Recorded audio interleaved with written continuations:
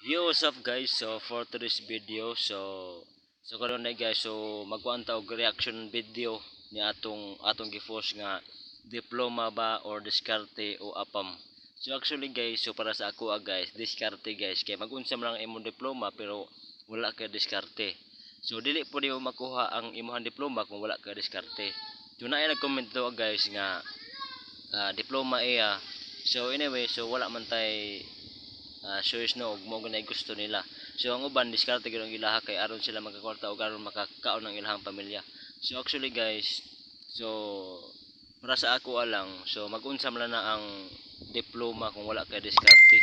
So dili po nimo makuha ang diploma kung wala ka diskarte para sa imong diploma. So dapat gyud nga focus og para sa diploma dapat gyud nga nagoy kay diskarte para makuha nimo siya. So ana ra guys.